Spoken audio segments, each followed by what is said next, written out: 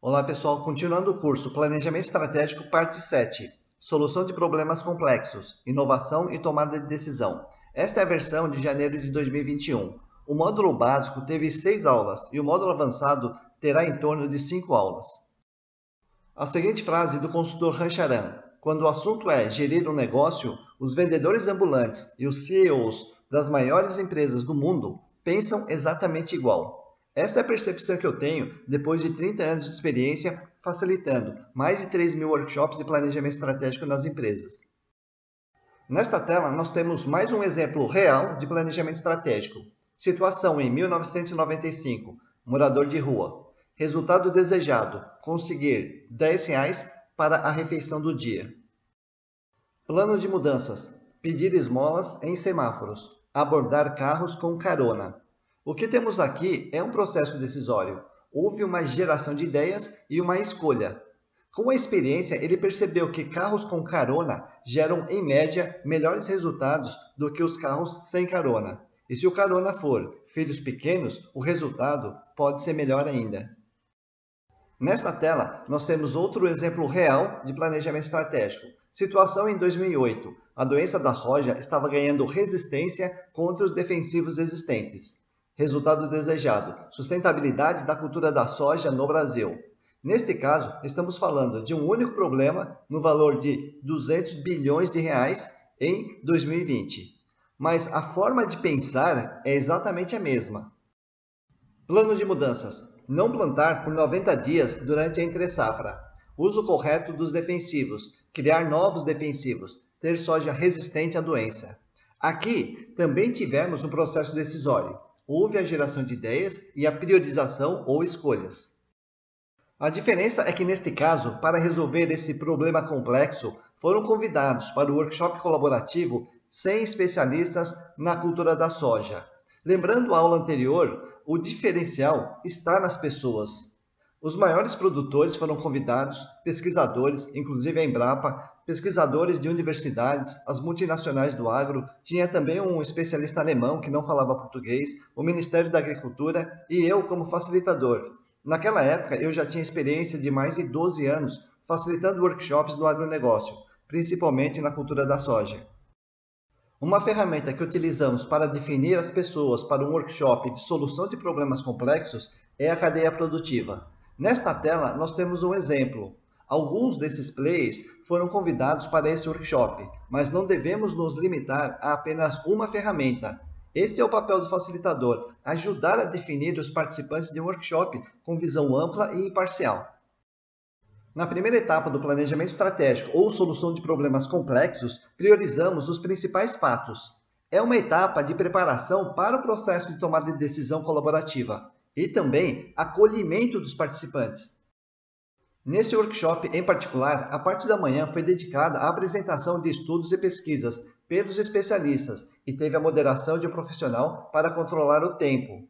No período da tarde, eu coletei e priorizei os principais fatos para caracterizar bem a situação real. Em trabalhos em grupo, eu utilizo 2 flipcharts para a coleta das ideias, e quando o grupo é muito grande, nós projetamos no DataShow todas essas ideias simultaneamente. As regras ou contrato que eu utilizo na coleta de ideias é simples e claro. Neste caso, eu defini como 25 o número máximo de opções, o que cabe em 2 flipcharts. E a regra na geração de ideias: gerar ideias sem justificar. Esta regra evita o domínio da reunião por um especialista e também dá liberdade para usar a intuição e apresentar ideias criativas. Assim, ganhamos tempo e evitamos conflitos. Durante esta facilitação, eu precisei fazer apenas uma pergunta-chave: quais são os fatos relevantes? Eu não precisei utilizar o SWOT, por exemplo, pois no grupo tinham pessoas com conhecimento do cenário interno e também externo. Como tivemos muitas apresentações na parte da manhã, eu também não precisei fazer uma priorização criteriosa. Com isso, ganhamos tempo nessa etapa. O tempo é um recurso muito importante em reuniões desta magnitude. Na segunda etapa, resultado desejado, o desafio é chegar a um objetivo em comum, mesmo tendo concorrentes no mesmo grupo. A pergunta que eu fiz nessa etapa foi: quais os objetivos ou resultados desejados com o trabalho de hoje? Com um grupo deste nível, não precisa explicar o que é um objetivo. Em seguida, eu coletei as ideias, que neste caso não chegou a 12 ideias. Fizemos a priorização com as mãos levantadas e a parte mais importante, fazer uma análise lógica de causa e consequência para conectar os objetivos priorizados, para obter o engajamento de todos os participantes, independente do objetivo que cada um escolheu. As pessoas com visão mais técnica geralmente optam por produtividade. As pessoas com visão de negócio optam por lucro. E as pessoas com visão social geralmente optam por sustentabilidade. Mas nesse caso não foi difícil de ter o engajamento de todos na questão do controle da doença, independente das intenções futuras. A terceira etapa é a definição do plano de mudanças. Esta é a etapa mais crítica e que exige a maestria do facilitador, pois muitos dos participantes já tinham conhecimento e opiniões formadas e muito bem embasadas. Qualquer deslize do facilitador pode transformar a decisão colaborativa em conflito e perda de tempo. Novamente, a pergunta-chave que eu fiz foi bem simples: o que fazer para atingir o resultado desejado? Coletamos quase 25 ideias, que era o limite combinado. Fizemos a priorização com as mãos levantadas e finalizamos com a análise lógica de causa e consequência, para ter a melhor percepção da abrangência e efetividade das opções priorizadas, ou ter o sentimento de que vai dar certo.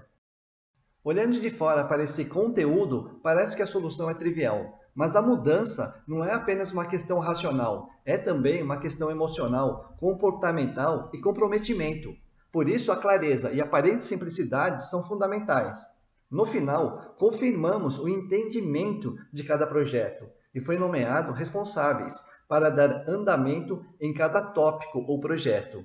Inclusive, eu facilitei outras reuniões menores derivadas desse workshop maior. Em síntese, esses são alguns pontos importantes no processo de solução de problemas complexos.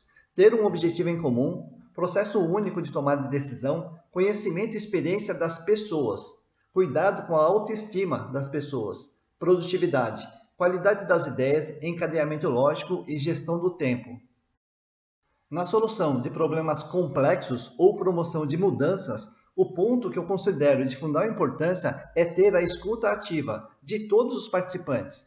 A escuta ativa depende da inteligência racional e emocional, e é papel do facilitador fomentar e facilitar a escuta ativa de todos os participantes.